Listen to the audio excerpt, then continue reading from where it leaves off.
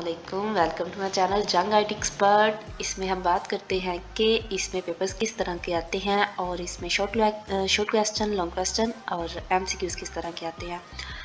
Mostly student ऐसा करते हैं कि वो हैंड आउट रीड आउट कर लेते हैं, लेकिन उनको समझ नहीं आती कि पेपर किस तरह का आएगा।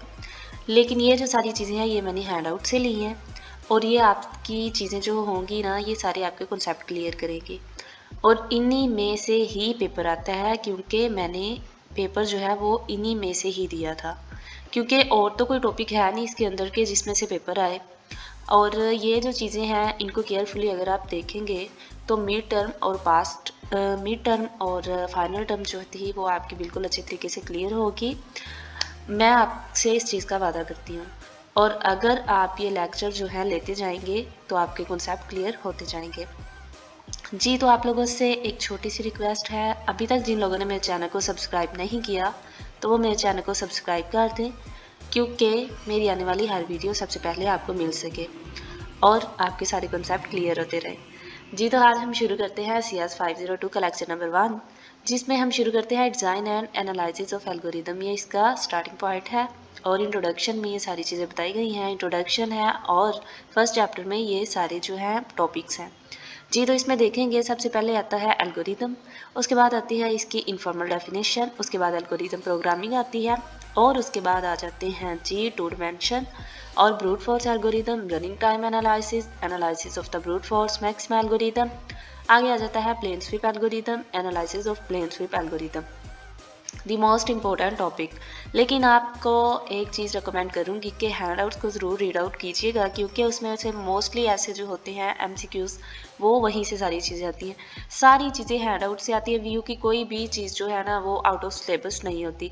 तो केयरफुली प्लीज़ हैंड आउट को ज़रूर रीड आउट कीजिएगा और इन शॉर्ट लेक्चर में जो टॉपिक हैं इनको केयरफुली माइंड में बिठा लीजिएगा।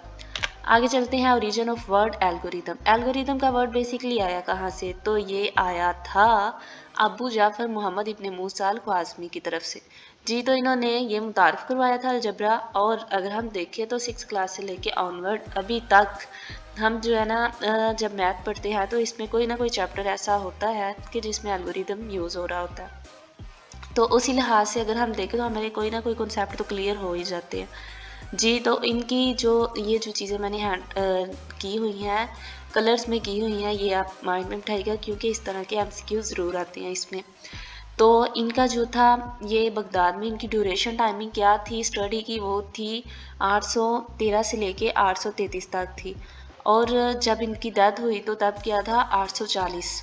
जी, तो इनकी जो बुक है उस बुक का मशहूर टाइटल क्या है, उसका टाइटल ये है अल-किताब अल-मुख्तसर फ़ी हिसाब अल-जबर। ये MCQs आते हैं।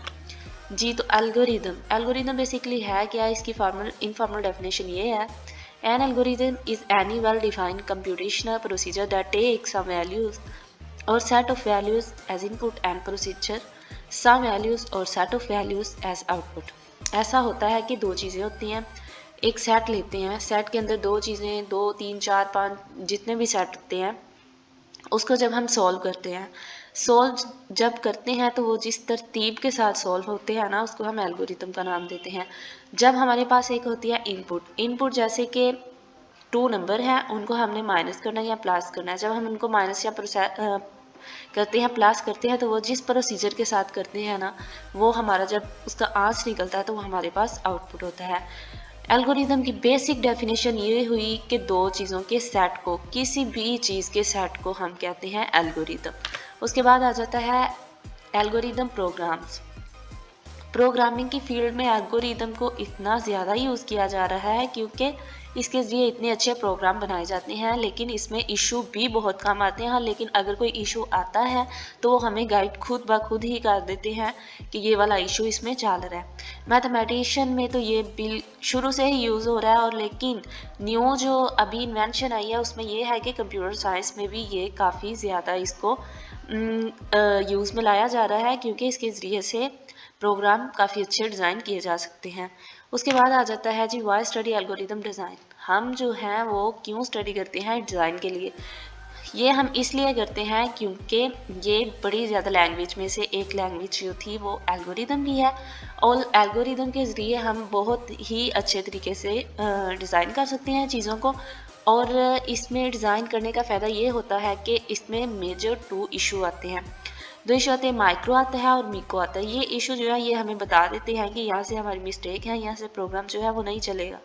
तो इसके ज़रिए से हमें पता चल जाता है कि हमारी कहाँ पे मिस्टेक आ रही है और कहाँ से हमने इसको सोल्व करना है ताकि हमारा प्रोग्राम चल सके। आगे आ जाए जी माइक्रो इशू। माइक्रो जो है ये ह्यूज नंबर के लिए यूज़ होता है, यानी कि बड़ी चीज़ों के लिए, लार्ज नंबर ऑफ अमाउंट के लिए माइक्रो। और ये हमें बताता है जी, ये चलता है सिंगल पीस ऑफ सॉफ्टवेयर के ऊपर।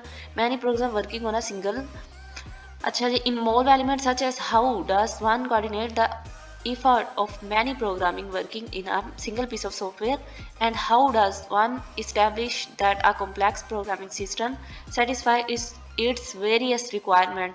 ये जो है ना माइक्रो इशू, ये एक प्राइमरी इशू है और ये हमें बता देता है कि बड़ी अमाउंट में से या बड़े प्रोग्रामिंग के जो डिज़ाइन में से कहाँ पे प्रॉब्लम आ रही है।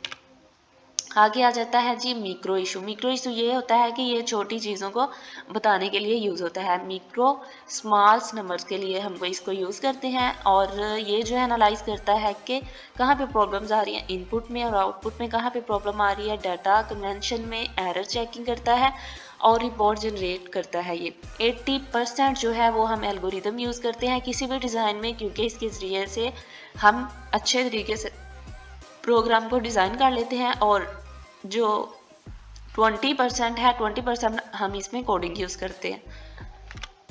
आगे आ जाता है एनालाइजिंग एल्गोरिदम। एनालाइज में ये चीज़ होती है कि जैसे हम एक गाड़ी लेते हैं, गाड़ी में हम देखते हैं कि इसका इंजन कैसा काम करता है, इसमें पेट्रोल या गैस किस तरह का होता है, मतलब कि कितना यूज़ में आता है या 1 किलोमीटर में कितना लगता है और इसकी स्पीड कितनी है। और हम देखते हैं कि किस रास्ते पे ये बेस्ट चलेगी और किस रास्ते पे ये स्लो चलेगी। ये सारी चीज़ें हम जब देखते हैं तो हम ये एनालाइज कर रहे होते हैं कि आया कि इसमें कौन कौन सी चीज़ें हैं। ऐसे ही है कि जब हम एक प्रोग्राम बनाते हैं तो हम उसको देखते हैं कि क्या वो बस हमारे कंप्यूटर पे चलता है या अदर्स के भी चलेगा, इसमें मेमोरी कौन सी यूज़ हो रही है और कितनी मेमोरी इसमें यूज़ हुई है, रनिंग टाइम इसका क्या होगा कि कितने टाइम में ये चलेगा और इसकी टाइमिंग की ड्यूरेशन क्या होगी, कितने टाइम तक ये चलता रहेगा, और नेटवर्किंग एप्लीकेशन कौन सी यूज़ किया है और कम्युनिकेशन बैंडविड्थ कौन सा यूज़ किया है और डेटाबेस कौन सा यूज़ किया है और किन चीज़ों पे ये चल रहा है। ये सारी चीज़ें एनालाइजिंग में आ जाती हैं कि हमने डिज़ाइन जो है वो किन किन चीज़ों पे और कैसे कैसे और कितनी ड्यूरेशन के लिए बनाया है और मेमोरी कितनी दरकार होती है जी। तो ये था लेक्चर नंबर 1 CS501 का, और जिनको समझ नहीं आई किसी भी चीज़ की वो मुझे कमेंट ज़रूर कीजिएगा, और अगर आपको बहुत अच्छा लगा तो लाइक कीजिएगा और सब्सक्राइब कीजिएगा, आगे शेयर भी कीजिएगा और दुआ में याद रखिएगा। अल्लाह हाफिज़।